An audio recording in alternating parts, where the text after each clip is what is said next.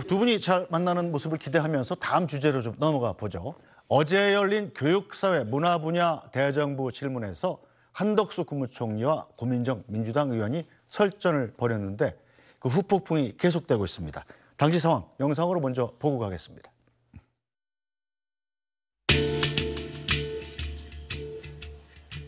보도 지침의 망령이 다시 부활한 치욕스러운 문건을 좀 보여드리겠습니다.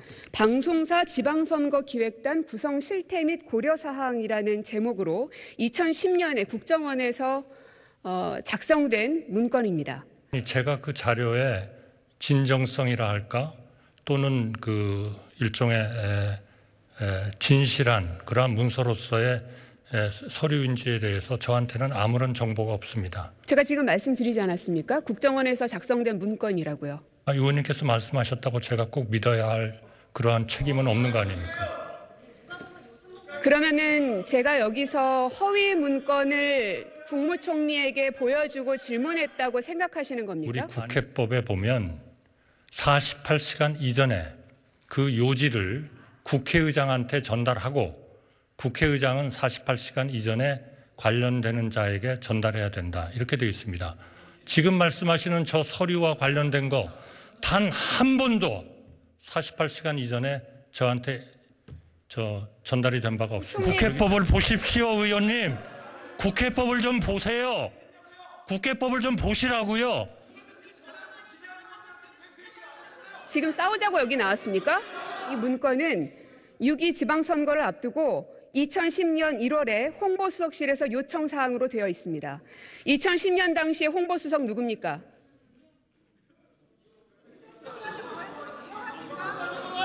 이동관입니다. 총리는 이런 류의 문건 보고받은 적 있으십니까? 제가 답변해야 할 이유가 없는 것 같습니다. 그러려면 총리는 이 자리에 왜 나왔습니까? 이런 류의 문건이 그러면 대단히 보시는 겁니까? 대단히 유감스럽고 대단히 비합리적이고 대단히 비상식적인 질문을 하고 계시는 겁니다. 네, 윤춘호 논설위원. 예. 일단 어제 저 설전은 고민정 의원이 들고 얘기했던 그 문건 자체에 대한 것 한 가지 하고 네. 그리고 두 사람 사이에 설전이 벌어진 양식과 과정 뭐 이런 걸로 나눠서 생각할 수 있을 것 같은데 네. 문건부터 좀 짚어보죠. 그 문건이 뭡니까? 2010년 1월 13일자로 국정원에서 작성한 문건이에요. 그다음에 이 문건은 당시 청와대 홍보수석실의 요청으로 작성이 됐다라고 하는 게 저 문건 안에 있습니다. 그리고 이제 그 내용을 보면 방송사의 선거기획단 그때 이제 몇 달 후에 지방선거가 있었거든요. 네. 지방선거와 관련해서 각 방송사들이 이제 선거기획단이라는 걸 구성을 하는데 네. 거기에 보면 표현에 이런 게 있습니다. 좌편향 인물들이 포진할 가능성이 있다. 그래서 이에 대해서 편파 보도의 우려가 있으니 이를 잘 계도해야 된다라고 하는 취지의 문건으로 되어 있습니다. 어차피 화면에 나오니까 뭐 저기 박성재 부장이란 말이 화면에 나오네요, 아예. 예, 저랑 동기인데 언론사니까. MBC 사장을 하셨었죠. 예. 어쨌든 당시 국정원은 박성재 부장을 좌편향 네. 언론인의 대표적인 인물로 이렇게 꼽았던 것 같습니다. 그다음에 저도 이제 방송사 사실은 선거기획단장을 좀 했습니다만은 국정원과 청와대 홍보수석실 같은 데서 방송사의 그러한 기구에 대해서 저렇게 관심이 있는가? 저 문건이 뭐 사실이면 말이죠. 사실은 전자에 말씀드리면 저런 것까지도 상세하게 들여다보고 있었구나 싶어서 사실 약간 흠칫하는 기분이었습니다. 그때 뭐 윤춘호 등 뭐 이렇게 저는 뭐 2017년이었기 때문에 이렇게 나왔겠네요, 그럼. 예. 그런데 어쨌든 지금 저 문건 자체가 뭐 위조됐다 할지 가짜랄지 이런 말이 나오지는 지금 여당 쪽에서 안 나오고 있어요. 네. 그래서 국정원에서 저 문건 자체를 작성했다는 것 자체는 사실일 가능성이 높아 보이는데 다만 저게 이제 2010년 거니까 2010년에 작성됐으니까 13년 전 것이죠. 그다음에 MB 정부 때니까 저것을 저 문건 자체를 뭐 지금 당장 문제 삼을 수는 없겠습니다만은 저 문건 작성을 요청한 사람이 방송통신위원장 후보로 사실상 내정됐다고 하는 이동관 당시 홍보수석의 요청에 의해서 된 것이다라고 하는 것이 지금 고민정 의원의 주장인 것이죠. 네, 자 김우식 실장님하고 박수현 전 수석님 얘기는 이 여야 정치권 반응 먼저 듣고 와서 들어보겠습니다.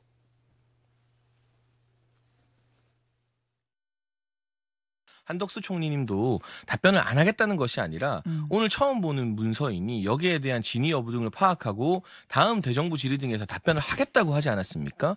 저는 그 부분은 절차대로 진행하면 된다. 왜냐하면 사전 준비 없이 아무 자료나 막 들이댔을 때 국무위원을 그냥 겁박만 할 뿐이고 윽박만 지를 뿐이지 충실한 답을 얻어낼 수가 없잖아요. 장학 퀴즈도 아니고 대정부 질의가. 국회 무시와 오만으로 가득한 한덕수 총리와 윤석열 정부는 국민 앞에 즉각 사과하십시오. 국민을 대신해 국정 운영에 대한 방향과 문제를 제기하는 국회의원의 질문을 마음대로 품평하고 깎아내려도 되는 곳입니까? 대정부 질문이 장난이라고 생각하지 않는 이상 국무총리라는 본연의 책무와 역할을 망각한 채 어떻게 국민 앞에서 오만하고 무단 행태를 보이는 것입니까? 한덕수 총리의 경질을 요구합니다. 네, 문건 내용에 대해서는 유천호 논의실장께서 굉장히 자세하게 설명을 해주셨기 때문에 두 분께는 그 태도 문제를 좀 짚고 넘어가겠습니다. 여당에서는 지금 고민정 의원 태도를 문제 삼고 있는 거고 야당에서는 한덕수 총리 태도를 문제 삼고 있는 거잖아요. 자, 한 분씩 들어볼까요? 저는 이제 객관적으로 말씀을 드리면 국회 대정부 질의에서 국회의원이 장관이나 총리를 상대로 질문할 수 있고요. 명책 특권이 있습니다. 대표적인 게 아마 이제 고민정 의원이 어제 이제 노렸던 것은 미리 사전에 질문 요지를 주지 않은 상태에서 전문권을 들어서 전문권으로 인해서 이동관 지금 특보죠. 이동관 당시 홍보수석의 어떤 국정 개입 논란에 대해 언론 통제 논란을 이제 그 여론화시키려고 했던 것 같습니다. 근데 그 대표적인 유사한 게 뭐냐면 1995년에 잘 아시면 박계동 의원이 국회 대정부 질문에서 입금 전표 하나를 들고 나와서 그게 유명했던 게 바로 노태우 전 대통령의 3,200억 비자금 사건이 나옵니다. 네. 그건 엄청난 파장을 일으켰죠. 네. 왜냐하면 그 문건이 나와서 사실로 확인이 됐기 때문에 실제로, 수사를 했고 구속이 그렇죠. 됐습니다. 전직 대통령이 그 말도 안 되는 비자금 사건이 드러난 겁니다. 과연 그러면 어제 고민정 의원이 들었던 저 문건이 그 정도 파괴력이 있는 것이냐. 저는 그게 있다면 저는 계속 수사해도 된다고 생각합니다. 그 말씀 먼저 드리고요. 두 번째로는 저 비슷한 문건은 이미 나왔습니다. 2021년 부산시장 보궐선거 때 박형준 시장이 후보로 나왔고 네. 박형준 시장 후보 시절에 이미 시민단체와 많은 민주당에서 당시에 박형준 후보도 이 MB정부 때 홍보기획관과 정무수석을 했어요. 홍보기획관 정무수석 때 똑같이 국정원에서 홍보기획관 요청 문건이라고 해서 갖고 나와서 이게 공개가 됐어요. 그걸 가지고 선거법으로 다 고소고발을 했습니다. 작년에 박형준 시장 1, 2, 3심 대법까지 무죄 판결 받았습니다. 그러니까 이미 철진한 문건이에요. 이걸 가지고 와서 지금 이동관 방통위원장 내전자 이야기가 나오니까 이동관 당시 홍보수석이 이렇게 언론 통제하지 않느냐 이렇게 사실 재탕삼탕 한 겁니다. 그러니까 별로 제가 볼 때 파괴력이 없는 건데 마치 95년에 박계동 의원이 나왔던 그 비자금 문건처럼 해보려고 하다 보니까 실수한 것 같고요. 저는 한덕수 총리 입장에서는 뜨악하죠. 질문 요지가 없는데 갑자기 문건 들고 와서 이야기하는데 확인이 안 되고 어떻게 답변을 합니까? 나중에 확인해서 답변 드리겠습니다. 이야기합니다. 일주일이나 2주일 뒤에 확인해서 답변 드리겠습니다. 이야기한 거기 때문에 저는 전혀 문제 없었다고 생각합니다. 네, 박수현 수석께서 이번엔 한덕수 총리의 답변 태도를 문제 삼으실 차례입니다.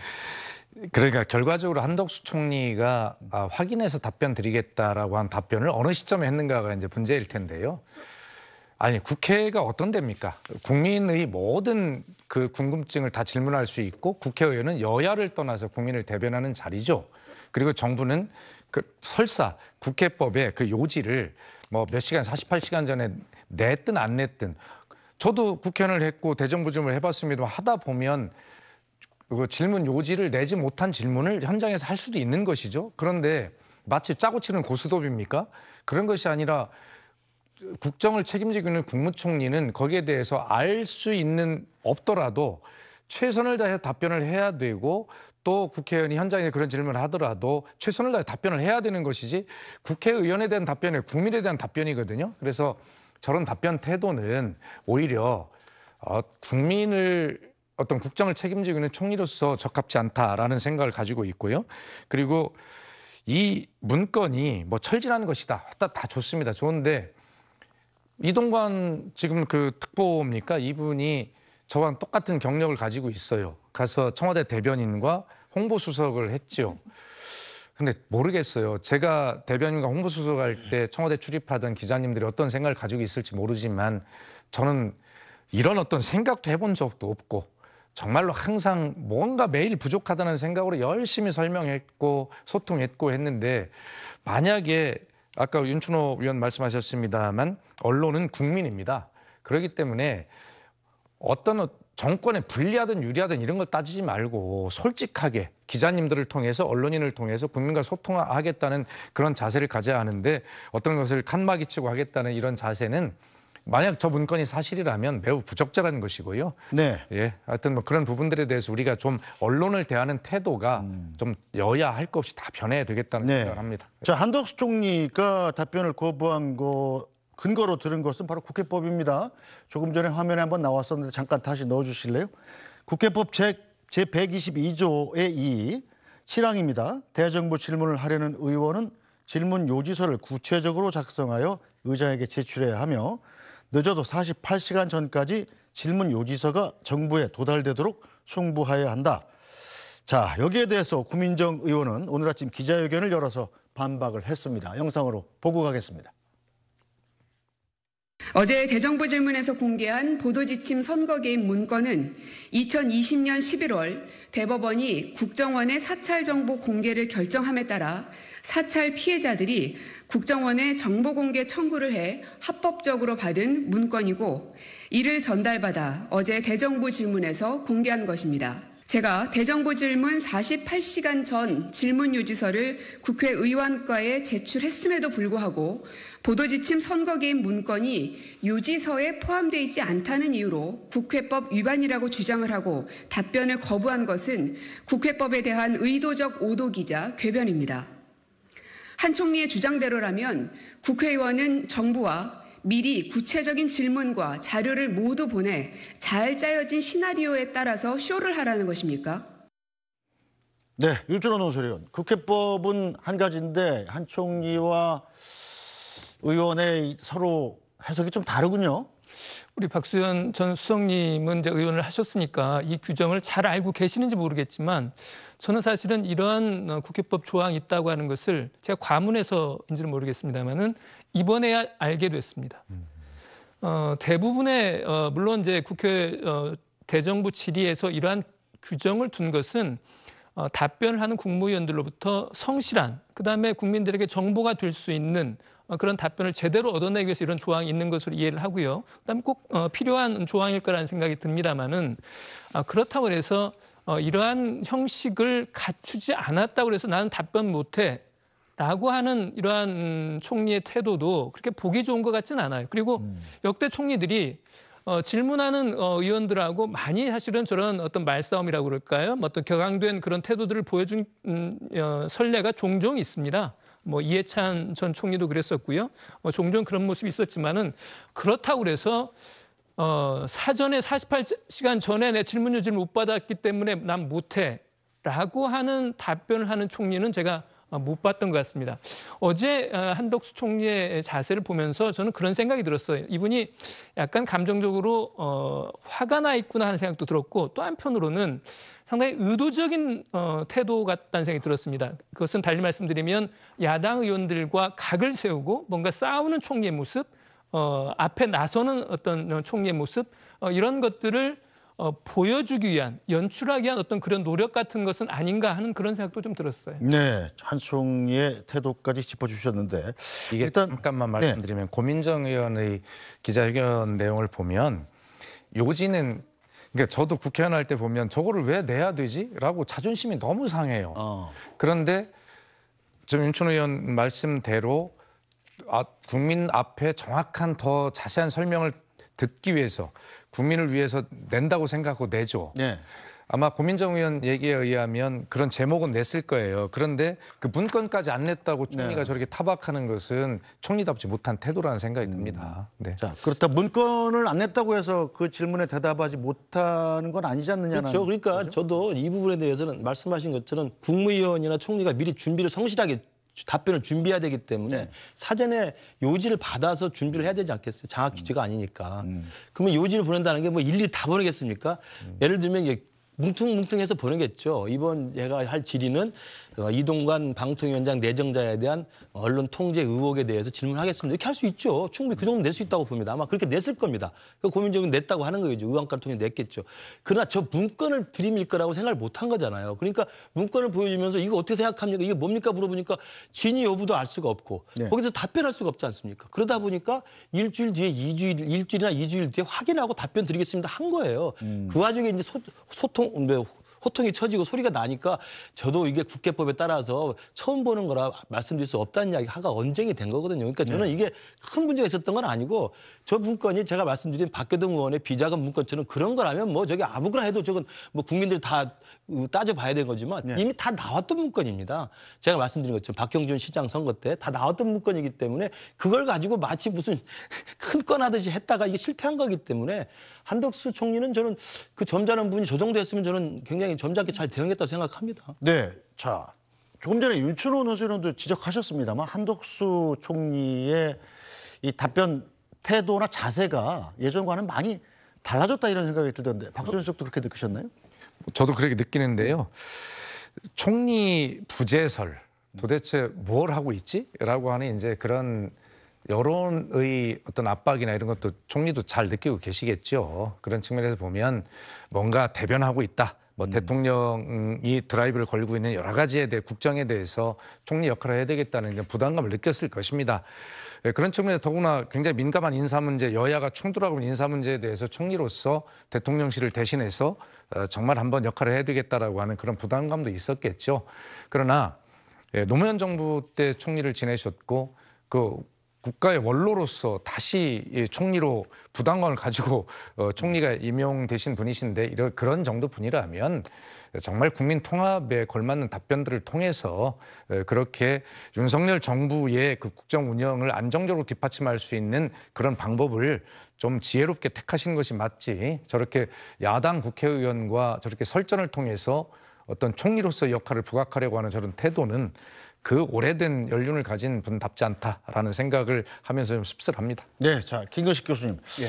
오늘 아침에 저희 프로에도 자주 나오시는 분인데 김한규 민주당 원내대변인이 총리가 유독 특히 젊은 여성 정치인한테만 공격적 태도를 보인다 이렇게 지적을 했단 말이에요. 그건 어떻게 보십니까?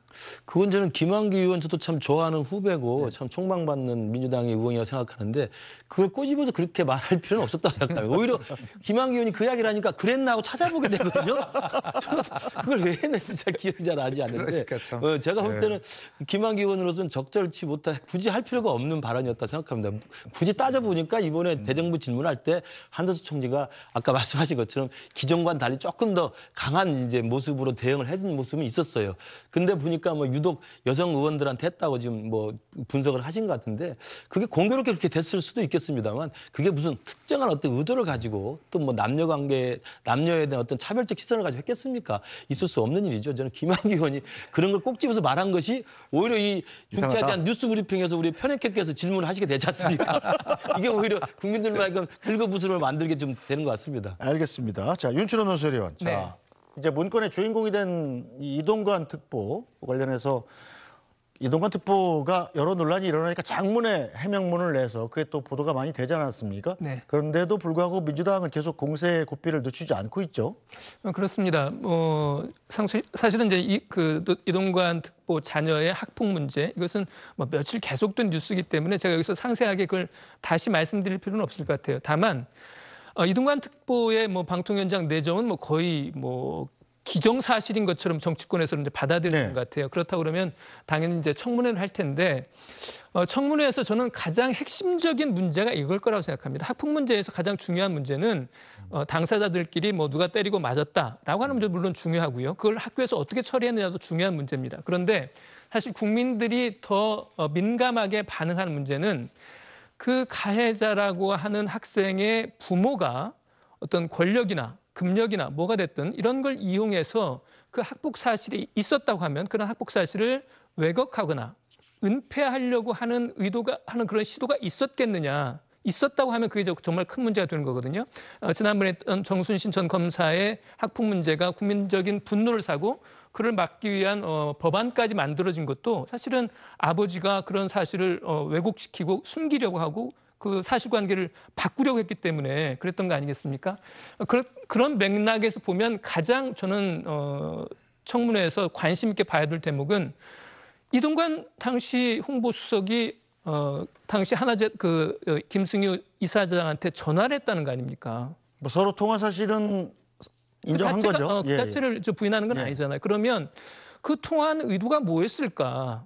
그다음에 그 통화에서 어떤 이야기가 오갔을까? 혹시 그런 통화를 통해서 학폭 사실을 은폐하거나 아니면 뭔가를 바꾸려고 하거나 뭐 그러한 시도는 없었을까라고 하는 부분에 대해서 여전히 그 부분에 대해서는 해명이 잘 안 되는 것 같아요. 그 피해 당사자라고 한 학생이 나 피해 당사자 더 이상 아니니까 나를 더 이상 그렇게 부르지 마세요. 그다음에 난 이미 잘 화해하고 잘 지내고 있어요라고 해서 어떻게 보면 당사자들 사이의 문제는 어느 정도 약간 좀 정리가 되는 것 같습니다. 그런데 이제 이동관 당시 수석의 당시 보여줬던 모습 이 부분에 대해서는 여전히 약간 미심쩍은 그런 부분이 남아있다고 생각이 들고 그런 부분들이 아마 이제 지명이 된다 그러면 청문회 과정에서 좀 더 이야기가 진행될 가능성이 있다고 봅니다. 네, 자 김근식 실장께서는 여당 인사로서 어떻게 예상하십니까? 대통령실이 이동관 특보를 차기 방통위원장으로 임명할까요? 글쎄요, 뭐 이건 임명권자가 아니기 때문에 모르겠습니다만 지금 이미 그러니까 지명도 하기 전에 지금 이미 많은 논란이 지금 진행이 되고 있기 때문에 아마 대통령실은 여론의 추이를 볼 거라고 생각합니다. 이미 이제 학폭 논란이 제기가 됐고 또 학폭 논란에 대한 반박도 제기가 됐고 상당 부분 해명이 된 부분도 있고 윤춘호 의원이 말씀하신 것처럼 그러면 하나금융의 김승유 이사장한테 전화한 문제는 어떻게 될 것이냐 이런 등등에 대한 몇 가지 남아있는 쟁점이 있기 때문에 이게 어떻게 정리되고 여론이 형성되는가에 따라서 아마 이달 말 7월 초로 아마 지명 시기를 고심하고 있는 걸로 알고 있기 때문에 아마 그때쯤 가서 지명을 할 것으로 보이고요. 저는 이 논란이 방통위원장 임명이 되느냐 안 되느냐 상관없이 저는 조금 더 따져봐야 될 게 일단 팩트 체크를 해야 됩니다. 네. 이동관 특보가 지금 주장한 게 있고 그다음에 일부 민주당 측에서 주장하는 게 있는데 이 중에 해명될 건 해명되고 있고 논란이 남아있는 건 있습니다만 저는 가해자와 피해자라고 불리는 그 두 학생 당사자 사이는 상당 부분 정리가 됐다고 생각합니다. 남아있는 건 아까 말씀하신 것처럼 그 윗선에서의 어떤 개입이 있었는가의 부분에 대해서는 좀 남아있는 그 해명이 있어야 될 것 같고요. 또 하나 같이 해야 될 것은 이동관 수석이나 우리 국민의힘 쪽에서 이야기하는 건 뭐냐면 이걸 끊임없이 계속 꾸준히 제기했던 분의 대표적인 사람이 당시 하나교계에 재직했던 전모 씨라는 정교조 인사입니다. 그분은 그 뒤에 이재명 대표 지지 성명에 가담을 했고 칼럼도 계속 썼고 심지어는 열린민주당 출신의 지금 민주당 소속이죠. 정교조 출신 국회의원, 비례대표 국회의원의 보좌관도 하신 분이에요. 휴직을 하고. 그런 분이 지속적으로 이 문제를 계속 키웠습니다. 그 2019년에 MBC 스트레이트도 나왔던 것들이고요. 그리고 심지어는 그 교사라는 분은 하나교계 당시 안에서도 다른 교사들과 굉장히 논쟁이 많았고 다른 교사들이 이 교사에 대해서 굉장히 그 징계를 요청하기도 했고 그다음에 일부 학폭 피해자라고 지금 거론되는 그 학생들도 그 교사, 이 전모 교사에 대해서 제발 그러지 말라. 우리 그런 일 없다. 이렇게 주장을 하기도 했어요. 그러니까 저는 이 사건은 오히려 저는 차라리 지명이 되든 안 되든 확실하게 팩트체크를 해서 이게 정말 특정한 정치적 세력이 특정한 정치적 의도를 가지고 있지도 않은 사건을 침소봉대해서 정말 키운 것인지 저는 따져볼 필요도 있다고 생각합니다. 네, 박수현 수석께서는 어떻게 예상하십니까? 아니 그런데 학폭이라는 것이 지금 얼마나 민감합니까? 그런데 윤춘호 의원 말씀대로 당사자끼리 합의가 됐다. 그래서 있었던 학폭이 없어지는 것은 아니지 않습니까? 그리고 그 문제를 제기한 사람이 전교조 교사였건 교총교사였건 그것이 무슨 관계가 있습니까? 학폭이 있었느냐 없었느냐의 문제겠죠. 그런데 그런 말씀을 하시는 것에 대해 대단히 실망스럽다는 말씀을 드리고요. 그리고 우리 기억하잖아요. 전교조가 처음에 출범할 때 그 교육 당국에서 뿌렸던 그 전교조 교사 식별 요령이라는 게 있어요. 저도 분명히 본 게 있는데 그 어떤 거냐면 학생들에게 지나치게 친절하고 학부모로부터 촌지를 받지 않는 교사. 이게 전교조 교사 식별 요령 1번이었어요. 아니 당연히 그런 교사 훌륭한 교사 아닙니까?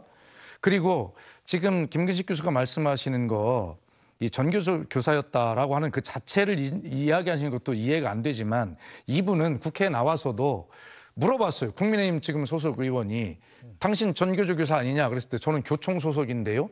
제가 전교조나 교총을 비교하려고 하는 것이 아니라 사실관계가 다르다는 것입니다. 그러니까 어떤 사실 자체를 흔들려고 할 때 결과적으로 그 본질을 이야기하지 않고 본질을 전달하는 사람을 메신저를 흔들어서 본질을 흔들려고 하는 이런 전형적인 잘못된 것이거든요. 이 문제는 학폭이 있었느냐 없었느냐의 문제지 합의가 됐냐 안 됐냐 그것을 얘기한 사람이 전교조 교사냐 아니냐 이런 문제가 아닌 것입니다. 그래서 이런 문제는 이동관 내정자입니까? 이분께서 본인도 억울한 게 있으면 억울하다고 하고 청문회 나와서 정확하게 하면 되는 것이지 국민의힘이 이런 것들을 어떤 진영 논리로 자꾸 가면서 이렇게 하려고 하는 것은 정말 학폭이 사라져야 하는 교육 현장에 이런 문제를 우리가 외면하는 결과다 이렇게 생각을 합니다. 저는 네. 학폭이 그 더 글로리라는 진짜 어마어마한 그 드라마에 나온 것처럼 정말 악마 같은 그런 몹쓸 짓을 한 학폭이 이제 국민 여러분들 머릿속에 있는데요. 이 2011년 사건입니다. 고등학교 1학년 남학생들이 치고받은 거예요.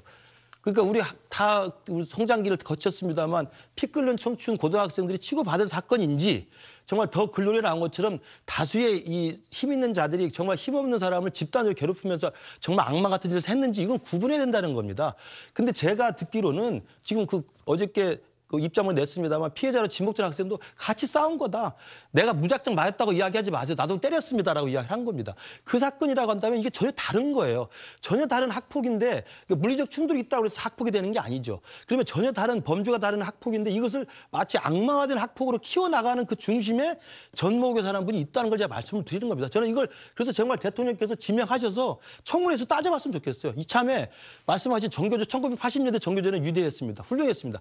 2020년대 정교조는 그렇지 않습니다. 저 그 말씀 드립니다. 네, 자 시간이 너무 많이 지나서 이 문제는 또 뭐 앞으로도 계속 풀어날 기회가 있지 않을까 싶네요. 정치 여담야담은 여기서 마무리하겠습니다. 김근식 전 국민의힘 비전전략실장, 박수현 청와대 전 국민소통수석, 윤춘호 SBS 논설위원과 함께했습니다. 세 분 감사합니다. 안녕하십니까, 편사옥입니다. 더 많은 뉴스와 라이브 이벤트를 보고 싶으시면 화면 오른쪽을 눌러서 구독해 보시기 바랍니다. 또 저희 SBS 앱을 다운로드하시면 속보 알림도 받아보실 수 있습니다. 항상 저희 SBS 뉴스를 시청해 주셔서 대단히 고맙습니다.